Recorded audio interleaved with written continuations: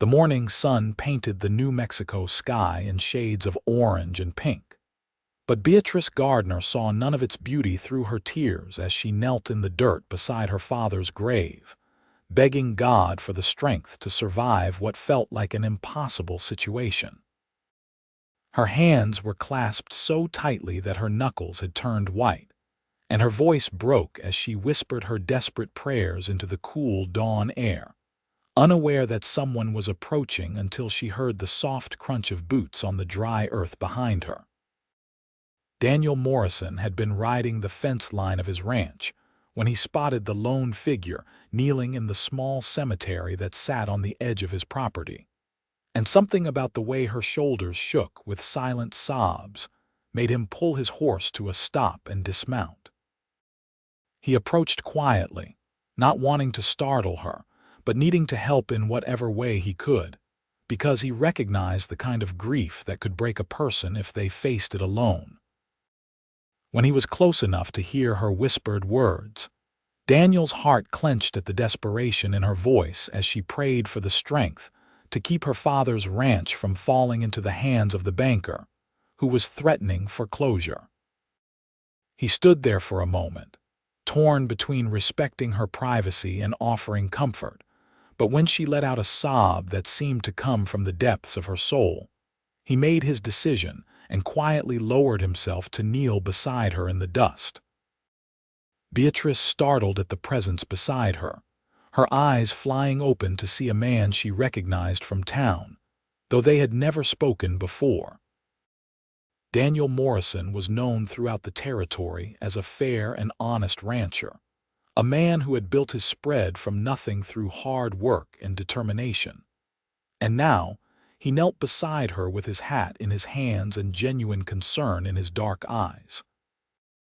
"I am sorry for intruding on your prayers," Daniel said softly, his voice rough with emotion.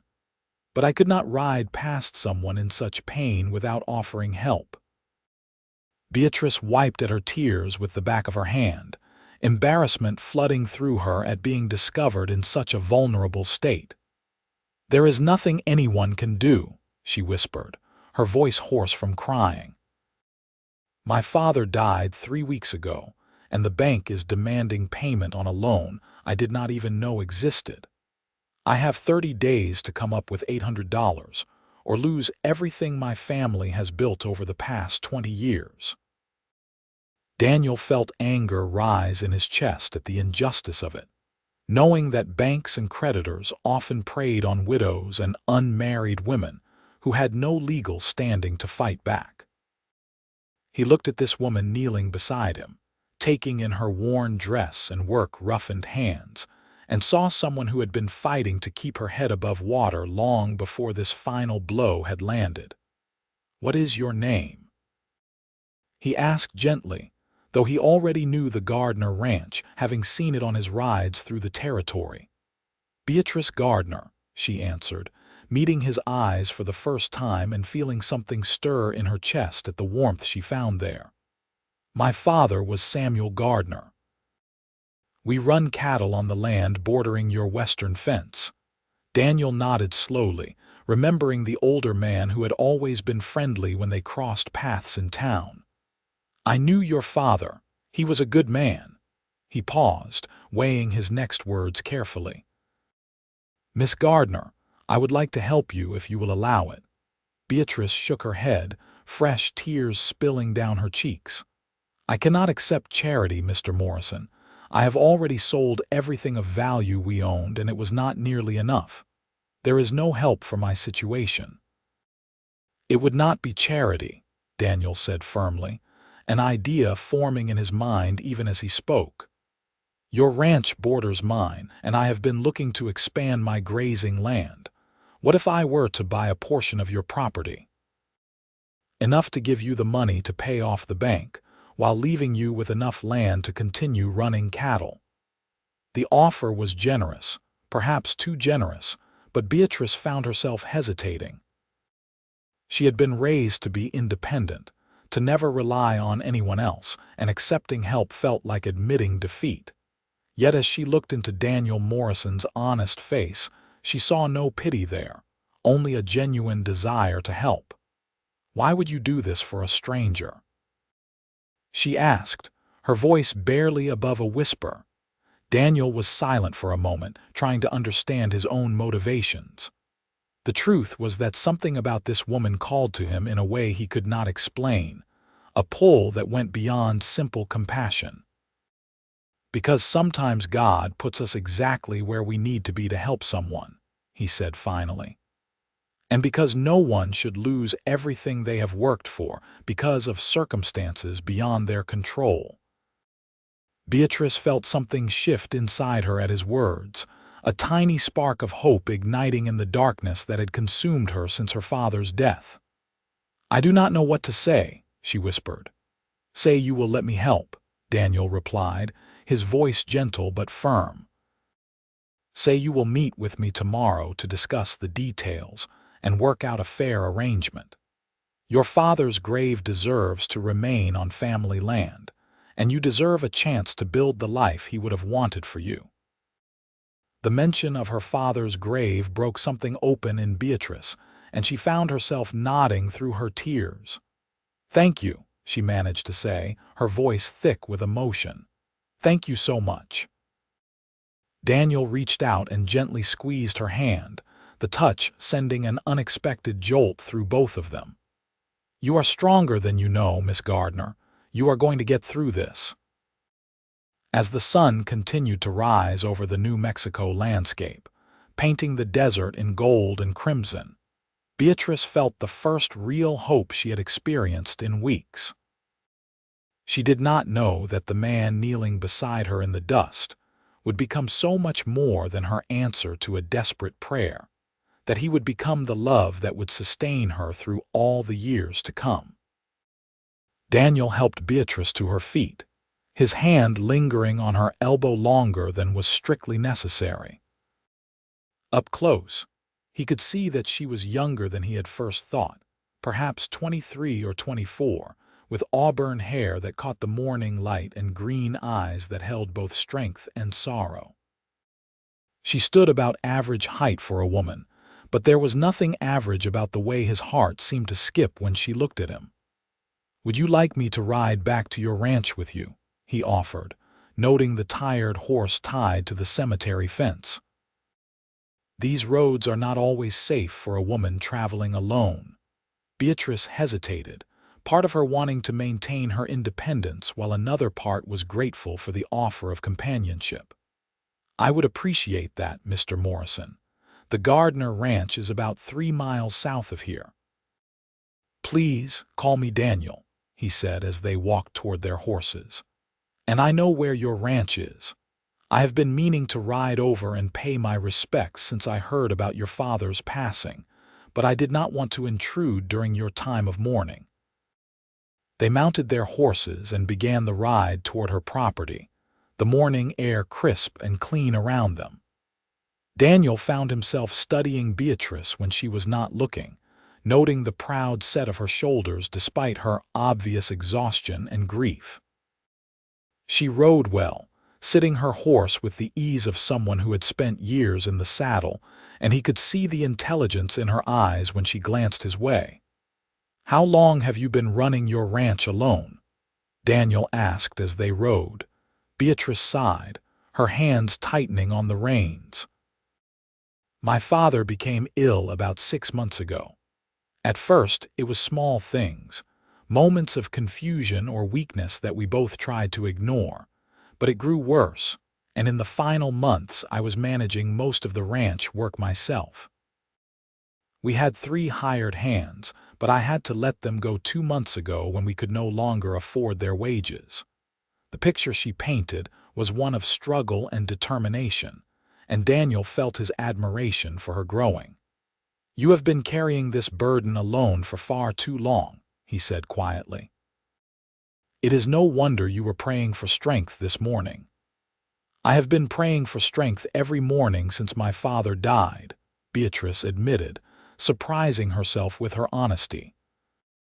There was something about Daniel Morrison that made her want to open up, to share the weight she had been carrying. But this morning was different. This morning I received a letter from the bank stating that if I do not pay the full amount owed by the end of next month, they will foreclose and auction the property. Daniel's jaw tightened with anger at the callousness of it. "Which bank?" "First Bank of Santa Fe," she replied. "The manager is a man named Horace Winters.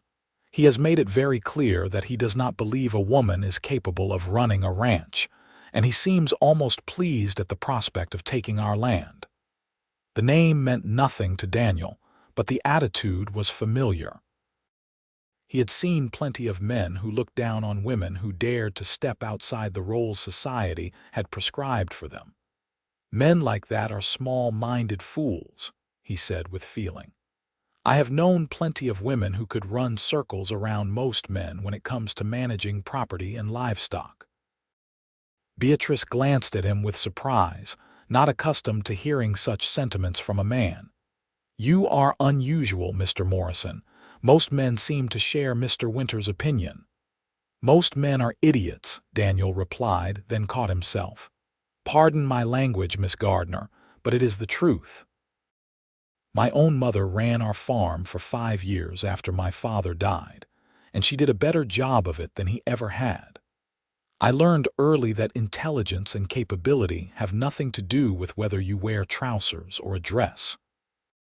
Something warm bloomed in Beatrice's chest at his words, a feeling she had not experienced in a very long time.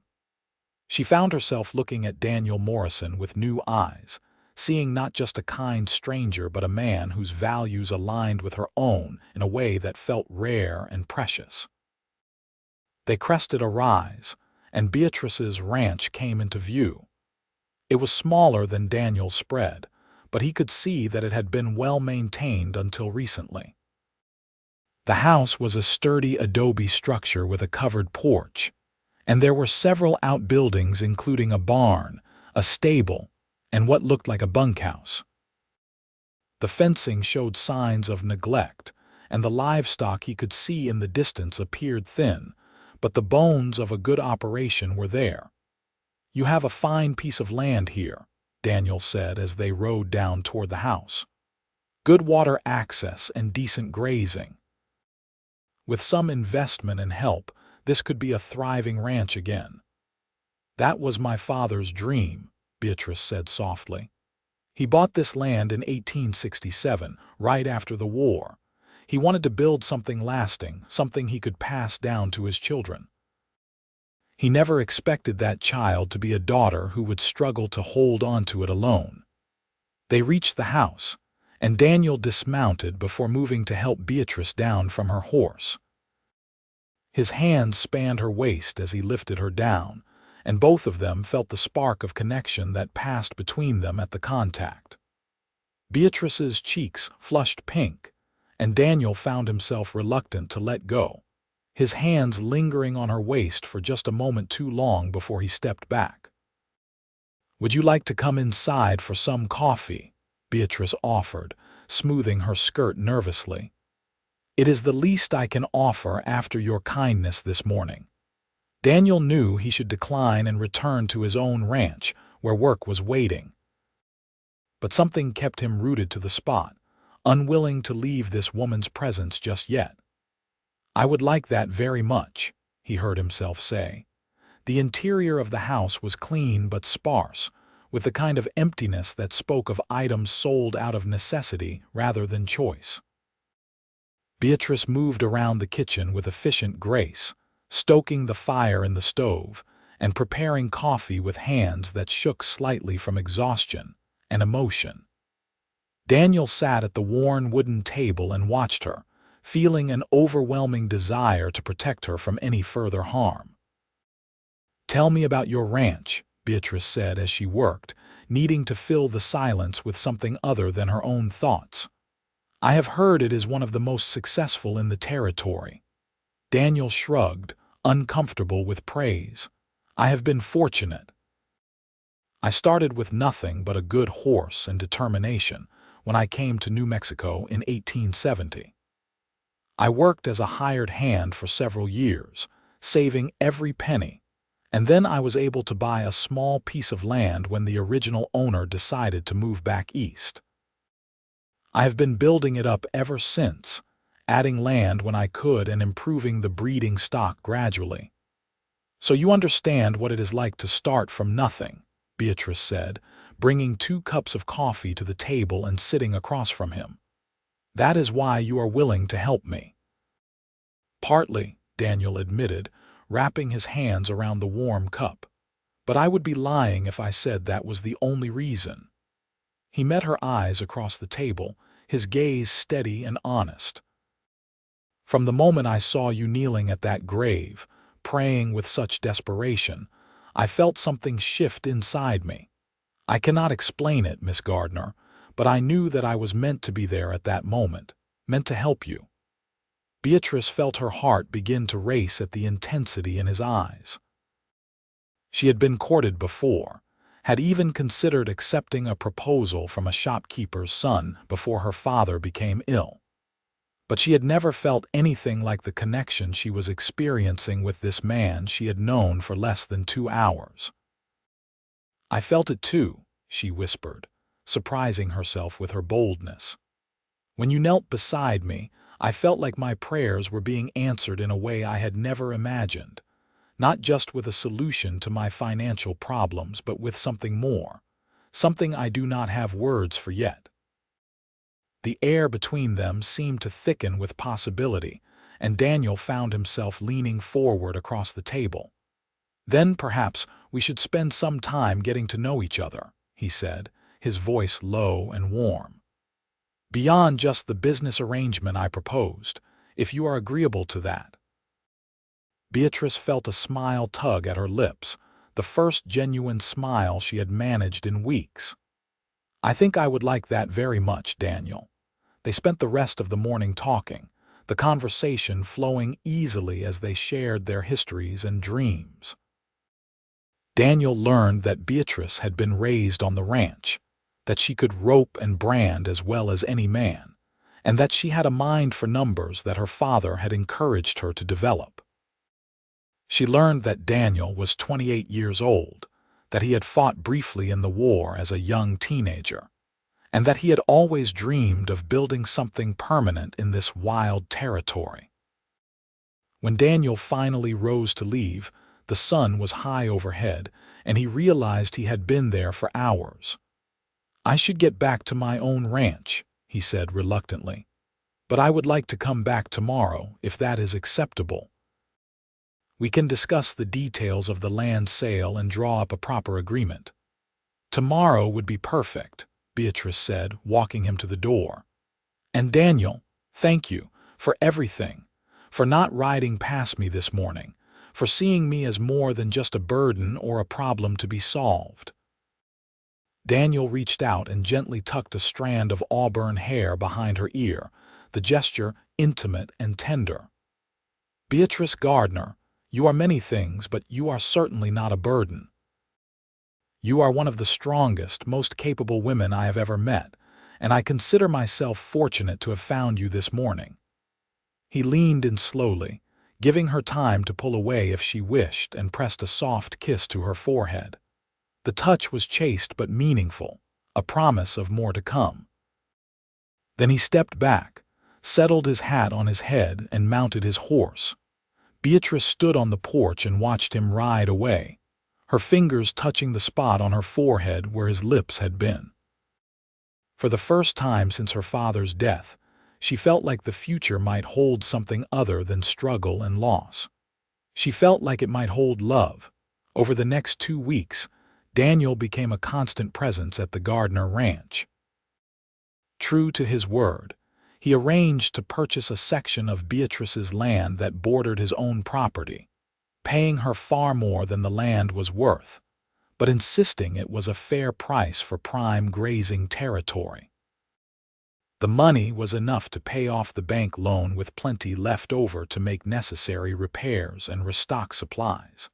But the business transaction was only a small part of what was developing between them. Daniel found reasons to stay each day, helping Beatrice repair fencing, tend to the livestock, and manage the 100 small tasks that came with running a ranch. They worked side by side from dawn until dusk, and with each passing day, the connection between them grew stronger.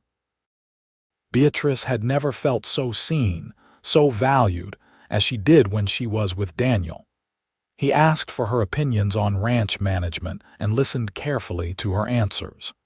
He praised her skills with horses and cattle, never once suggesting that she should leave such work to men.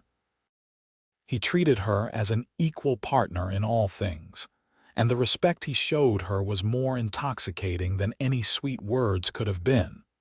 For Daniel, falling in love with Beatrice was as natural as breathing. He had never met a woman who combined such strength with such tenderness, such capability with such vulnerability.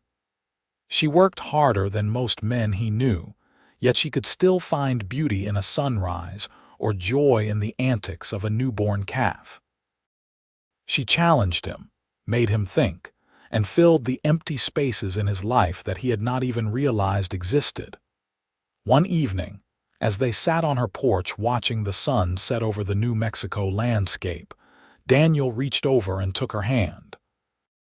The gesture was no longer startling to either of them, these small touches having become commonplace over the past weeks. "I need to tell you something," Daniel said, his thumb tracing circles on the back of her hand. "And I hope I am not speaking too soon or presuming too much." Beatrice turned to look at him, her heart beginning to race. "What is it?" Daniel met her eyes, his expression serious and tender all at once. "I am falling in love with you, Beatrice. I think I started falling the moment I saw you kneeling in that cemetery, and every day since then has only made my feelings stronger. I know we have not known each other long, and I know you are still grieving your father, but I needed you to know how I feel." Tears sprang to Beatrice's eyes, but they were tears of joy rather than sorrow. "Oh, Daniel," she whispered, her free hand coming up to cup his cheek. "I am falling in love with you too. I never thought I would feel this way about anyone, certainly not so quickly. But you have become essential to me in such a short time. When you are here, everything feels possible. When you leave, the world seems dimmer." Daniel turned his head to press a kiss to her palm, his eyes never leaving her face. "Then perhaps I should stop leaving," he said softly. "Perhaps I should ask you to marry me and spend every day for the rest of our lives making each other happy." Beatrice's breath caught in her throat. "Are you proposing to me, Daniel Morrison?" "Not yet," he said with a small smile. "When I propose, it will be properly, with a ring and all the words you deserve to hear. But I am telling you that I intend to propose soon, and I am hoping that when I do, your answer will be yes." "Then I am telling you that when you ask, my answer will definitely be yes," Beatrice replied, her own smile breaking through like sunshine. "Because I cannot imagine my life without you in it anymore." Daniel stood and pulled her to her feet, his arms coming around her waist as hers wrapped around his neck. They stood there on the porch, swaying slightly in each other's arms as the last light faded from the sky. Then Daniel lowered his head and kissed her properly for the first time, a kiss that held all the promise of their future together. The kiss was tender and passionate all at once, a perfect expression of the feelings that had been building between them. Beatrice's fingers tangled in Daniel's hair as his hands pressed her closer, and when they finally broke apart, both of them were breathless. "I should go," Daniel murmured, though he made no move to release her, "before I forget myself and compromise your reputation." Beatrice laughed softly, her forehead resting against his. "My reputation as what? A woman desperate enough to accept help from a stranger. I think that ship has sailed, Daniel." "Your reputation as a woman of virtue and honor," Daniel corrected gently. "Which is exactly what you are, and I will not do anything to tarnish that. When we come together as husband and wife, it will be proper and right." The old-fashioned sentiment should have felt stifling, but instead, Beatrice found it endearing. In a world where so many men saw women as property or prizes, Daniel saw her as someone worthy of respect and protection. "Then you had better propose soon," she teased, "before this waiting becomes unbearable." "Soon," Daniel promised, stealing one more quick kiss before forcing himself to step back. "Very soon." True to his word, Daniel proposed 3 days later on a cool October morning in 1885. He arrived at Beatrice's ranch before sunrise, asking her to ride out with him to the cemetery where they had first met. When they reached her father's grave, Daniel dismounted and helped Beatrice down, then led her to stand before the weathered wooden cross that marked Samuel Gardner's final resting place. "Your father cannot give me permission to marry you," Daniel said, his voice thick with emotion. "But I wanted him to be here in spirit when I asked you to be my wife.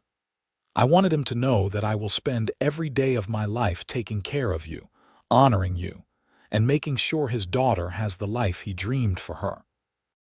Tears streamed down Beatrice's face as Daniel dropped to one knee in the dirt, pulling a simple gold band from his pocket. "Beatrice Gardner, you are the strongest, most remarkable woman I have ever known. You have faced hardship with grace, loss with dignity, and you have opened your heart to me in a way I never expected but will treasure forever. Will you do me the honor of becoming my wife?" "Yes," Beatrice said, her voice breaking on the word.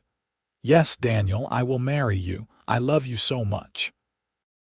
Daniel slipped the ring onto her finger, then stood and swept her into his arms, spinning her around as the sun broke over the horizon. They kissed as the new day began, and Beatrice felt her father's presence like a blessing around them. She knew he would have approved of this man, would have been grateful that his daughter had found someone who valued her for everything she was. They married 3 weeks later in a small ceremony in Santa Fe, with a handful of friends and neighbors in attendance. Beatrice wore a simple blue dress that had belonged to her mother, altered to fit her frame, and Daniel wore his best suit with a string tie. The justice of the peace performed the ceremony in his office, and when Daniel kissed his new bride, several of the witnesses wiped tears from their eyes. The newlyweds spent their first night together in a hotel in Santa Fe, a luxury that felt almost sinful after months of struggle and hardship. Daniel was gentle and patient with Beatrice, taking time to ease her nervousness and make sure their first joining was everything it should be. They loved each other with tenderness and passion, whispering promises in the darkness, and discovering the ways their bodies fit together perfectly. In the morning, they woke wrapped in each other's arms, and Beatrice felt a contentment she had never known before. "Good morning, Mrs. Morrison," Daniel murmured against her hair, his arms tightening around her. "Good morning, husband," Beatrice replied, smiling at how natural the word felt. "I could get used to waking up like this." "Good," Daniel said, pressing a kiss to her shoulder. "Because I plan on holding you like this every morning for the rest of our lives." They returned to Daniel's ranch the next day, Beatrice having decided to lease out her father's property to a young couple who were just starting out. The income would provide additional security, and it meant that the land her father had loved would continue to be worked and cared for. Her father's grave would remain there, a place she could visit whenever she needed to feel close to him. Daniel's ranch house was larger than what Beatrice was used to, a sprawling adobe structure with multiple rooms and modern conveniences like a cast-iron stove and a hand pump for water in the kitchen. Daniel had built it himself over the course of several years, always imagining that one day he would share it with a wife and family. Now that dream was becoming reality. Beatrice threw herself into her new role as Daniel's partner in every sense of the word. She helped manage the ranch hands, kept the books, and worked alongside Daniel with the cattle. The men who worked for Daniel quickly learned to respect her knowledge and skills, and within a few months, they came to her with questions as often as they went to Daniel. The winter of 1885 was mild, allowing Beatrice and Daniel to settle into their new life together without the added stress of harsh weather. They spent their evenings in front of the fire, talking about their plans for the ranch and their hopes for the future. Daniel wanted to expand their breeding program, focusing on hardier cattle that could better survive the sometimes brutal New Mexico climate. Beatrice wanted to start raising horses as well, seeing an opportunity in the growing demand for good working animals. They made love often, learning each other's bodies and desires with the enthusiasm of newlyweds. Sometimes it was passionate and urgent, a desperate need to connect after a long day apart.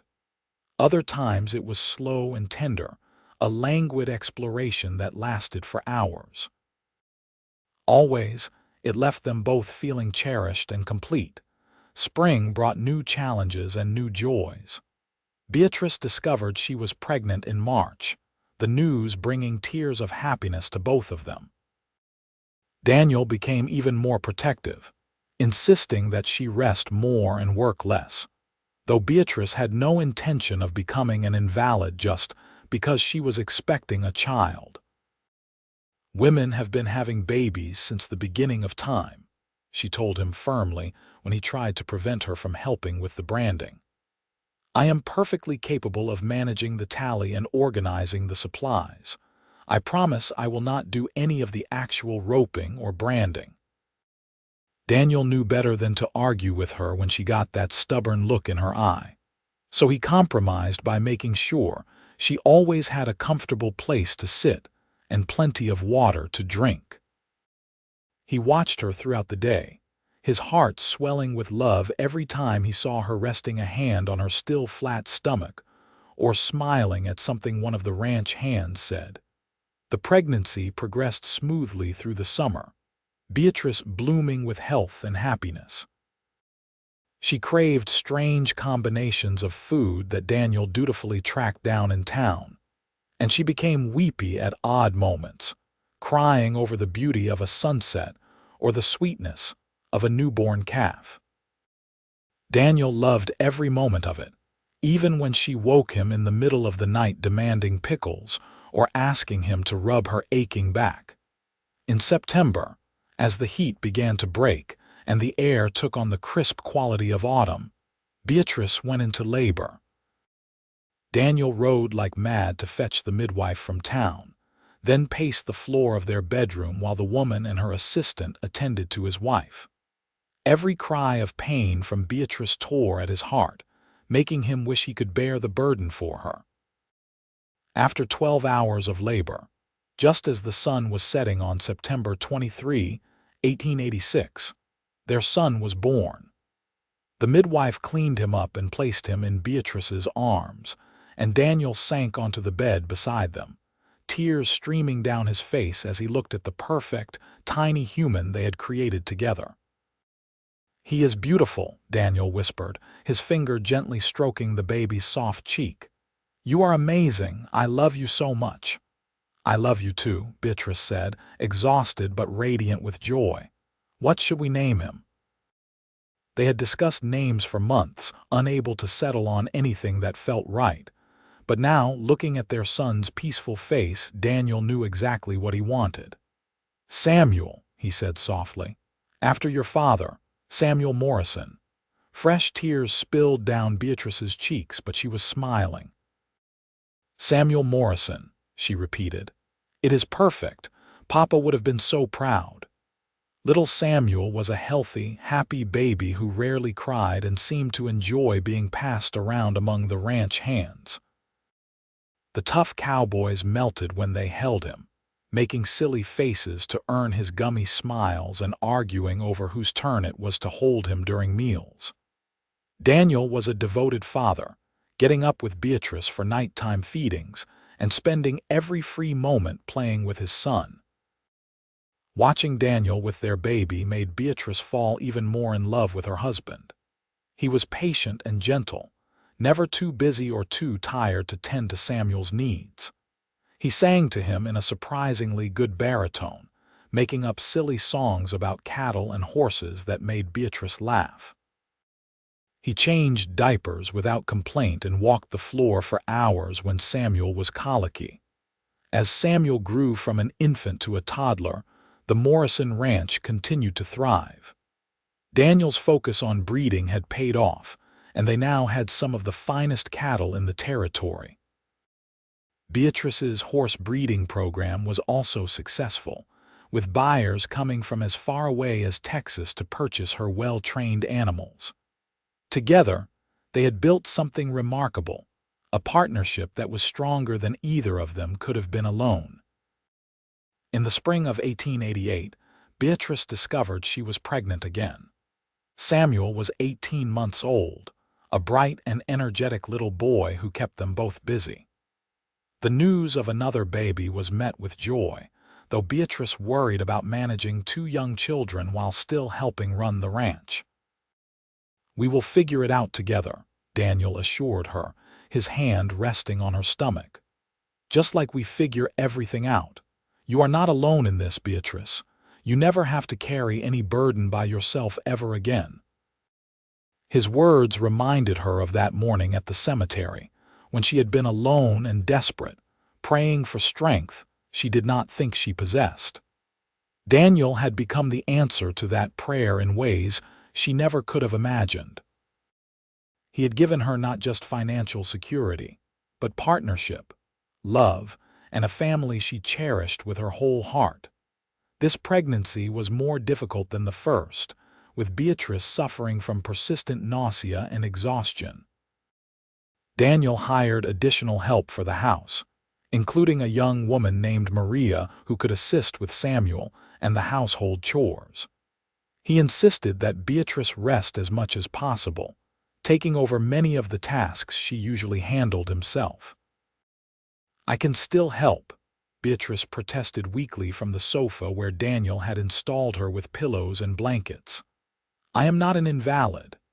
"No, you are a woman growing our second child," Daniel said firmly, bringing her a cup of ginger tea that was supposed to help with the nausea. "You are doing the most important work there is. Let me and the others handle the ranch for now." Their daughter was born on a cold December night in 1888, arriving 3 weeks earlier than expected. The labor was faster this time, only 6 hours from start to finish, but it was more intense. Daniel held Beatrice's hand through it all, wiping her face with a cool cloth and murmuring encouragement. When the midwife placed their daughter in Beatrice's arms, both parents felt their hearts expand with love. She was smaller than Samuel had been, with a shock of dark hair and her mother's green eyes. She looked around alertly, taking in her new world with what seemed like fierce intelligence. "She is going to be a force to be reckoned with," the midwife said with a chuckle. "I can always tell." "Then she takes after her mother," Daniel said proudly, kissing Beatrice's sweaty forehead. "What should we name her?" Beatrice looked down at her daughter, thinking of all the strong women who had come before them. "Rose," she said finally. "Rose Elizabeth Morrison, for strength and grace." "Rose," Daniel repeated, testing the name. "I love it. Welcome to the world, Rose Elizabeth." Having 2 young children changed the rhythm of their lives, but the Morrisons adapted. Samuel was fascinated by his baby sister, wanting to help with everything from diaper changes to feeding time. He would sit beside Beatrice while she nursed Rose, patting the baby's head gently and singing the silly songs his father had taught him.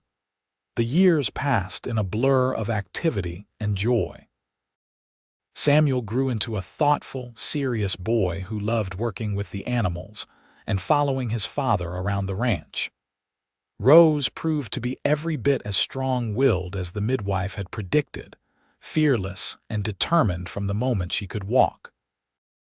She kept up with her older brother in everything, refusing to be left behind because she was younger or because she was a girl. Daniel and Beatrice watched their children grow with pride and amazement, marveling at the people they were becoming. They also continued to nurture their own relationship, making time for each other despite the demands of the ranch and parenthood. They still talked for hours in the evenings, still made love with the passion of newlyweds, and still found joy in the simple act of being together. In the spring of 1892, when Samuel was 5 and Rose was 3, Beatrice stood at the cemetery looking down at her father's grave. She came here several times a year, usually alone, to talk to him and share news of her life. Today she had brought the children, wanting them to know the grandfather they had never met. "Papa, these are your grandchildren," she said softly, a hand on each small head. "Samuel and Rose, they are growing up on the land you loved, learning the skills you taught me. They are happy and healthy and so loved." Samuel, who was old enough to understand a little about death, asked, "Is Grandpa Samuel in heaven, Mama?" "Yes, sweetheart," Beatrice said, kneeling beside him. "He is in heaven, watching over us and smiling because we are happy." "I wish I could have met him," Samuel said wistfully. "He would have loved you so much," Beatrice replied, pulling both children into a hug. "He would have been so proud of both of you." As they stood there in the morning sun, Beatrice heard the sound of an approaching horse.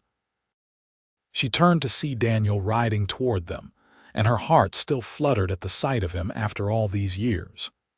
He had aged well, his face weathered by sun and wind but still handsome, his body still strong and capable. He dismounted and joined his family at the grave, slipping his arm around Beatrice's waist. "I thought I might find you here," he said gently. "It has been 7 years today." 7 years since her father's death. 7 years since that desperate morning when she had knelt here praying for strength, and Daniel had become her answer.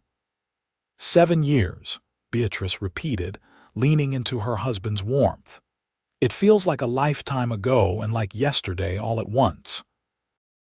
Daniel pressed a kiss to her temple, remembering that day with perfect clarity.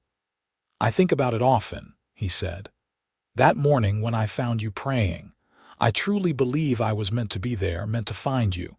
Everything good in my life flows from that moment." Beatrice turned in his arms, her eyes shining with tears and love. "You saved me, Daniel, not just from losing the ranch, but from losing myself. You reminded me that I was strong, that I was capable, that I was worthy of love. You have given me everything I never dared to dream of." "We saved each other," Daniel corrected softly. "I was living half a life before I met you, going through the motions but never really living. You taught me what it means to love, to truly partner with someone, to build a life that matters." Their children, growing bored with the adult conversation, had wandered off to look at wildflowers growing nearby. Daniel and Beatrice stood wrapped in each other's arms, their foreheads touching, breathing the same air. "Do you ever regret it?" Beatrice asked quietly. "Tying yourself to a woman who was drowning in debt and grief, taking on her problems as your own." Daniel pulled back enough to look her in the eyes, his expression fierce with emotion. "Not for a single second. You are the best thing that ever happened to me, Beatrice Morrison. Every challenge we have faced has been worth it because we faced it together. I love you more today than I did the day I married you, and I will love you more tomorrow than I do today."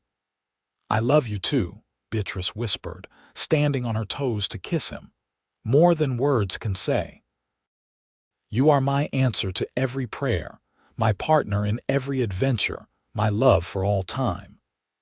They kissed sweetly, a reaffirmation of vows and feelings, then broke apart laughing as Rose came running over demanding to be picked up. Daniel scooped his daughter into his arms while Samuel attached himself to Beatrice's leg, and the family stood together at the grave for a few more moments of peaceful reflection. Life continued its steady march forward. The children grew, the ranch prospered, and Daniel and Beatrice's love deepened with each passing year. They faced challenges, of course. There were years when drought threatened the cattle, and years when harsh winters took their toll on the livestock. There were illnesses that swept through the household, leaving everyone weak and worried. There were arguments and disagreements, times when they had to work hard to understand each other's perspectives. But through it all, they faced everything as a team. Daniel never made a major decision about the ranch without consulting Beatrice, and she relied on his steady presence whenever she felt overwhelmed.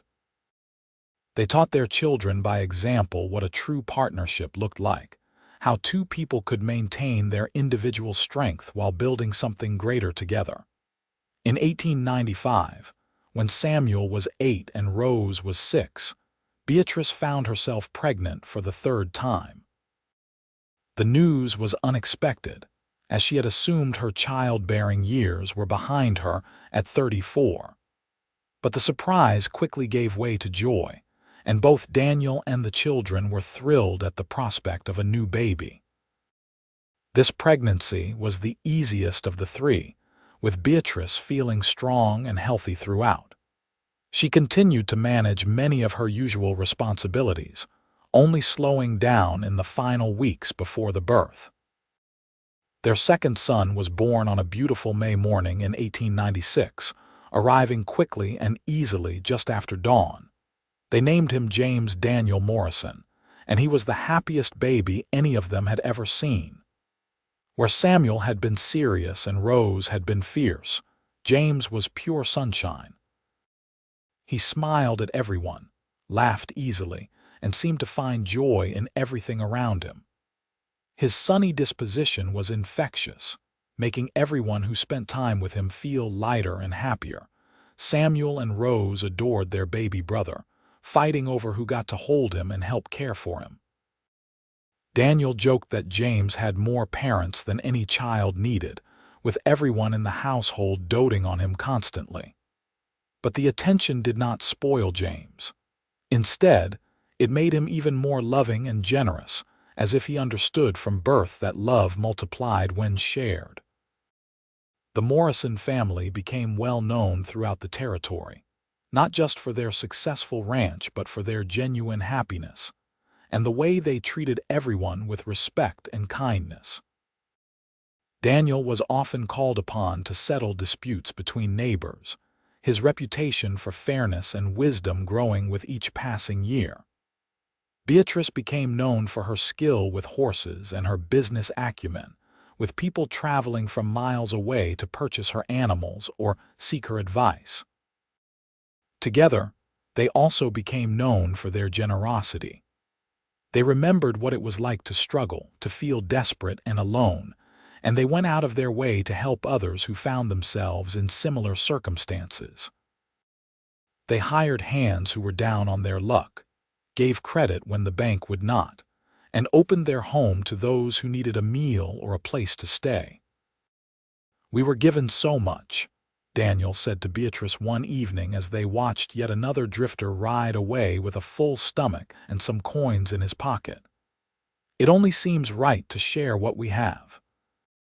My father used to say that prosperity is not about how much you have, but about how much you can give away," Beatrice replied, leaning into her husband's side. "I think he would be proud of what we have built here, not just the ranch but the life we are living."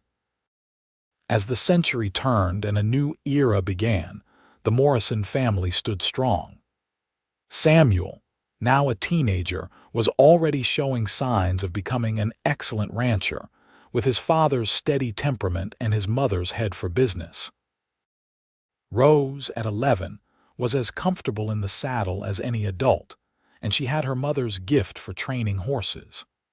Little James, at 4, brought joy to every day with his infectious laughter and boundless energy.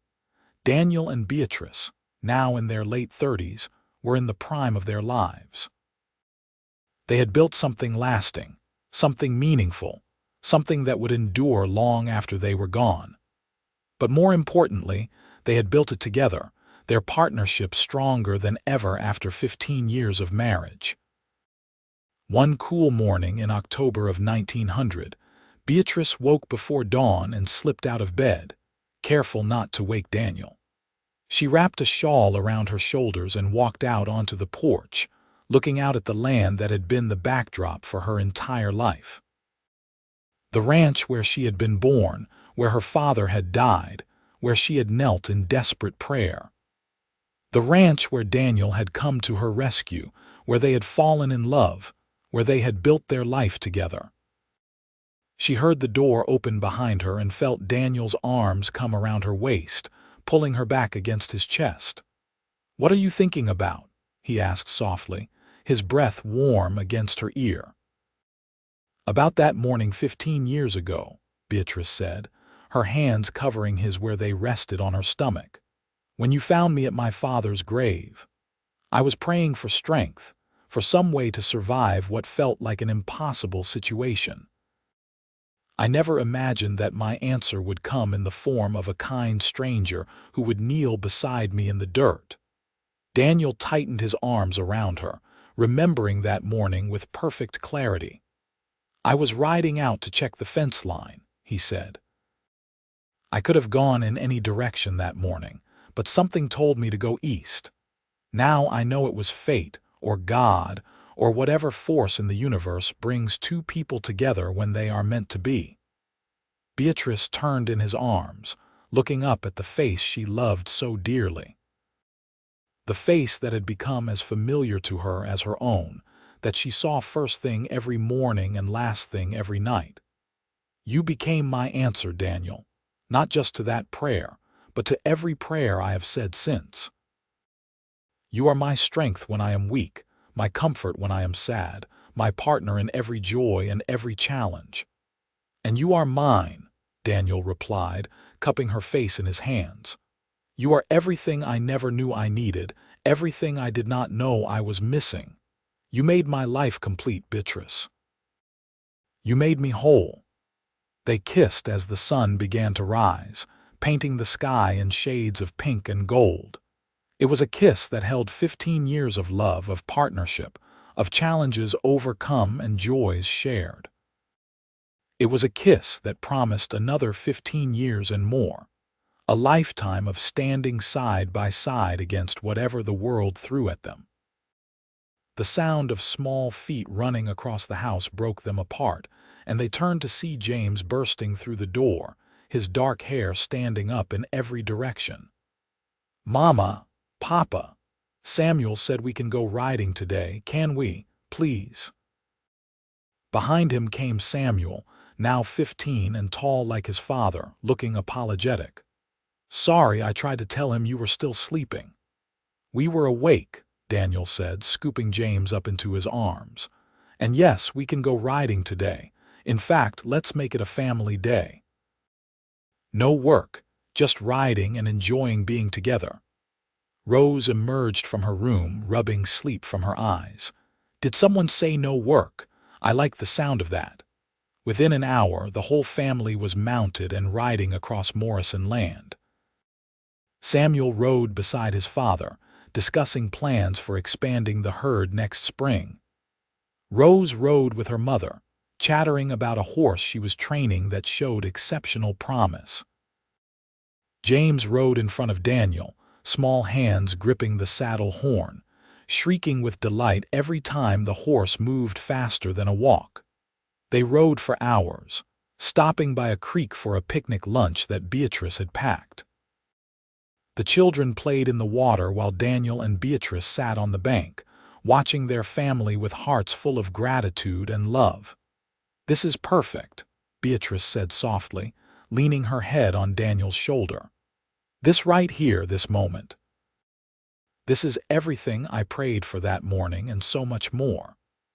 Daniel kissed the top of her head, watching his children laugh and splash in the cool water. "God knew what he was doing when he led me to you that morning. He knew we needed each other, that we would be better together than we ever could have been apart." "Do you think about it often?" Beatrice asked. "That morning."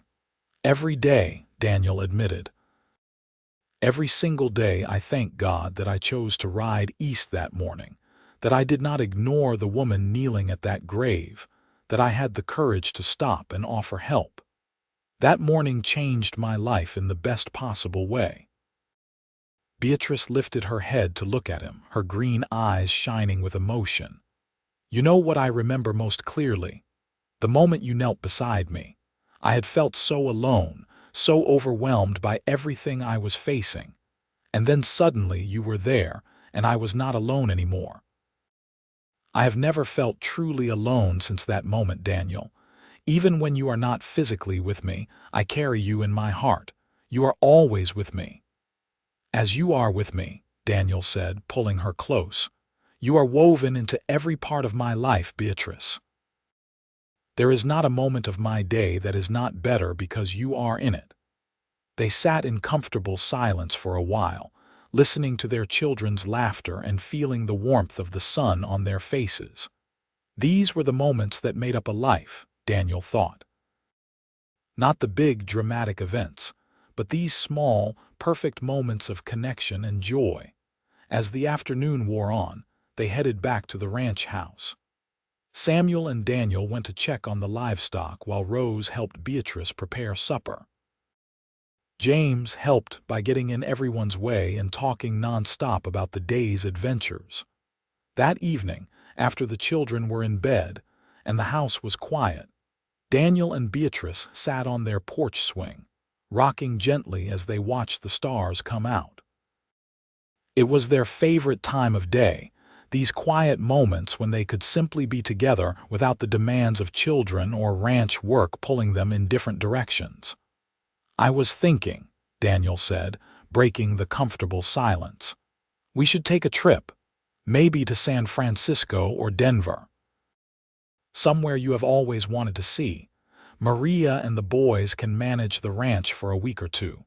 Beatrice looked at him in surprise. "Really? You would leave the ranch for that long? For you, I would do anything," Daniel said simply. "You have spent 15 years working alongside me, building this ranch, raising our children. You deserve to see something of the world beyond these borders." The offer touched Beatrice deeply, but she found herself shaking her head. "That is incredibly generous, but I do not need to see San Francisco or Denver. Everything I want to see, everything I need is right here. This ranch, these children, this is my world, Daniel, and I would not trade it for anything." Daniel pulled her closer, his heart swelling with love. "You are an extraordinary woman, Beatrice Morrison." "I am just a woman who knows what matters," she replied, snuggling into his warmth. "And what matters is this, us, our family, the life we have built together from nothing but faith and determination and love." They rocked in silence for a while longer, each lost in their own thoughts, but connected by the profound bond they shared. Daniel thought about that morning 15 years ago, about the scared young woman praying for strength. He thought about how she had blossomed into this confident, capable woman who ran their ranch with skill and raised their children with wisdom. He thought about how lucky he was to have found her, to have had the courage to stop and help, to have recognized that something special was happening between them. Beatrice thought about her father's grave, about the desperation that had driven her to her knees that morning. She thought about the moment Daniel had knelt beside her, how his presence had immediately eased the crushing weight of her loneliness and fear. She thought about all the moments since then, big and small, that had woven together to create this beautiful life. The wedding, the births of their children, the daily routine of working side by side, the laughter and tears and countless small kindnesses that made up a marriage. "I love you," she said suddenly, needing to voice the feelings that were overwhelming her heart. "I love you so much, Daniel. Thank you for saving me. Thank you for seeing me. Thank you for loving me. Thank you for letting me," Daniel replied, his voice thick with emotion. "Thank you for taking a chance on a stranger who showed up uninvited at your darkest moment. Thank you for building this life with me, for giving me these beautiful children, for being my partner in everything. You are the best thing that ever happened to me, Beatrice, and I will spend every day of the rest of my life trying to deserve you." "You already do," Beatrice whispered, reaching up to pull his face down to hers. "You became my answer that morning, Daniel. You have been my answer every day since, and I promise you I will be yours for all the days to come." They sealed that promise with a kiss, deep and passionate, full of 15 years of love and the promise of countless more to come. When they finally broke apart, both of them were breathless, their hearts racing with desire and devotion. "Let's go inside," Daniel murmured, standing and pulling Beatrice to her feet. "Let me show you just how much I love you." Beatrice laughed, a sound of pure joy, and let him lead her into the house and to their bedroom. They made love with the practiced ease of long familiarity, combined with the passion of newfound lovers, their bodies knowing exactly how to please each other while still finding new ways to express their devotion.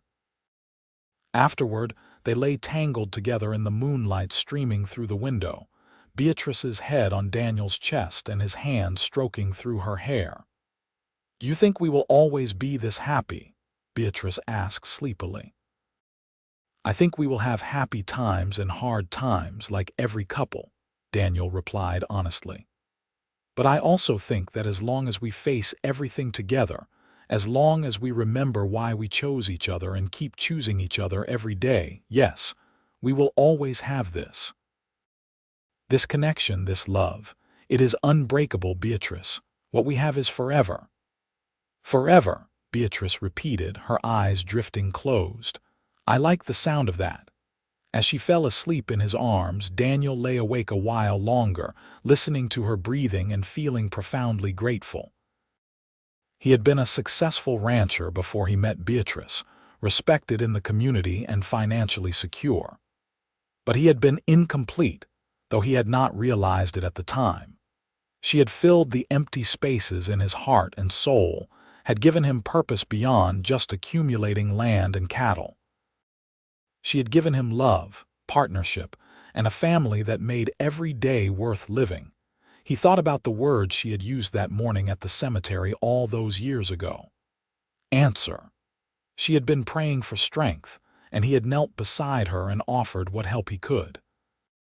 But the truth was, she had been his answer too. An answer to questions he had not even known he was asking. Questions about what his life was for, what would make him truly happy, what would give his existence meaning beyond mere survival and success. The years continued to pass in a rhythm of seasons and growth. The children grew into young adults, each finding their own path while remaining deeply connected to their family and the land they had been raised on.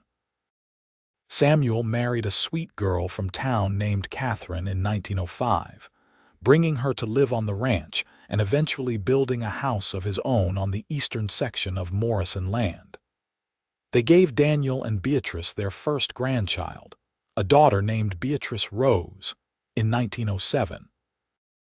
Rose refused all suitors, declaring that she had no interest in marriage when there were horses to train and land to explore. She remained on the ranch, becoming her father's right hand and eventually taking over much of the day-to-day management. If anyone thought it strange that a woman should run a ranch, they kept their opinions to themselves. The Morrison family had always done things their own way, and Rose was proof that their methods worked. James, true to his sunny nature, became a teacher, drawn to working with children and helping them learn. He taught at the schoolhouse in the nearest town, riding back to the ranch every evening. He married one of his fellow teachers, a quiet woman named Helen, and they had 3 children who were as cheerful as their father. Through all the changes and growth, Daniel and Beatrice remained the steady center of their family. They were the ones everyone came to for advice, comfort, and wisdom. They were the example that their children and grandchildren looked to when building their own marriages and lives. On the morning of October 15, 1910, 25 years to the day from when they first met, Beatrice woke before dawn as she had on that anniversary 15 years before. She slipped out of bed and walked to the cemetery where her father was buried, the place where her life had changed forever. The wooden cross had been replaced years ago with a proper headstone, granite with her father's name and dates carved deeply into the stone. Beatrice knelt in the same spot where Daniel had found her a quarter-century ago, but this time there were no desperate prayers, no tears of despair. This time she knelt in gratitude, thanking God for the life she had been given, for the man who had become her answer to every prayer. She heard the familiar sound of boots on the hard, packed earth and smiled even before Daniel knelt beside her, just as he had all those years ago. Some things never changed, and that was beautiful. 25 years, Daniel said softly, taking her hand. A quarter of a century since I found you here, since our lives came together. The best 25 years anyone could ask for, Beatrice replied, squeezing his hand. You gave me everything, Daniel, everything and more. We gave each other everything, Daniel corrected. That is how partnership works. We lifted each other up, made each other stronger. You were not the only one who was saved that morning, Beatrice. I was saved, too, from a life that would have been empty and meaningless without you in it.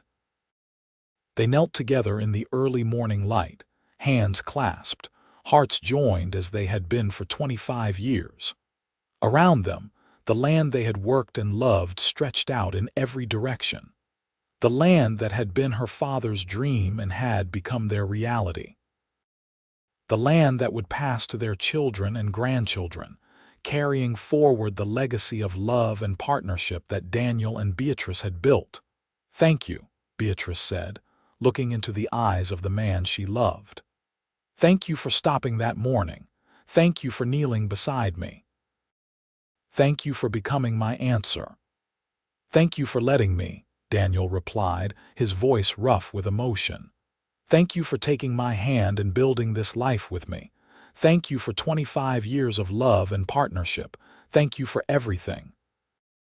They rose together, standing hand in hand as the sun broke over the horizon, painting the New Mexico sky in brilliant colors. They had weathered storms and celebrated triumphs. They had raised children and built a legacy.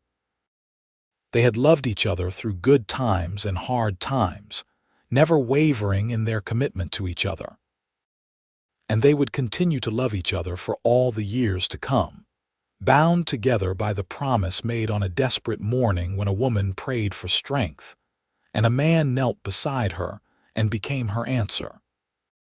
Their love was the kind that lasted, the kind that grew deeper with time, the kind that would echo through generations as an example of what was possible when two people truly committed to each other. As they walked back to the ranch house hand in hand, the sun rising behind them, Daniel and Beatrice Morrison knew that their story was far from over. There were still years to live, grandchildren to spoil, challenges to face, and joys to celebrate. But whatever came, they would face it together, just as they always had. Their love story had begun with a prayer and a stranger's kindness. It had grown through partnership and mutual respect. It had deepened through the shared experience of building a life and raising a family. And it would endure, a testament to the power of love to transform lives and create something beautiful from even the most desperate circumstances. The answer to Beatrice's prayer had been Daniel, kneeling beside her in the dirt.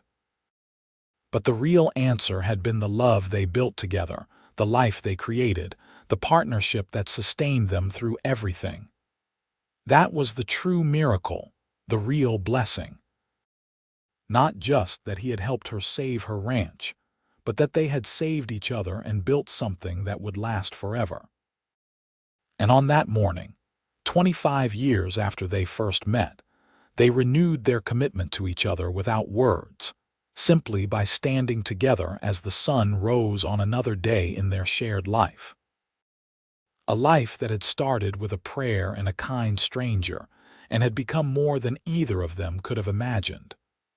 A life filled with love, partnership, family, and the profound joy that comes from truly knowing and being known by another person. Their happily ever after was not a fairy tale ending, but something better. It was real, earned through hard work and maintained through constant choice and commitment. It was a love that grew and changed and deepened with time, weathering every storm and celebrating every triumph. It was partnership in the truest sense, two people choosing each other every single day and building a life that mattered. And as they walked into their home, their hands still clasped together just as they had been on that first morning, Daniel and Beatrice Morrison knew that their story was the greatest gift they could give to their children and grandchildren. Not just the land or the ranch or the material success they had achieved, but the example of what real love looked like. Love that was patient and kind, love that was strong and enduring, love that lifted both people up and made them better than they could have been alone. That was their legacy, and it would endure long after they were gone, carried forward in the hearts of all the lives they had touched. The rancher who had knelt beside a praying woman at sunrise had become her answer in every way that mattered. And together, they had built something that would last forever,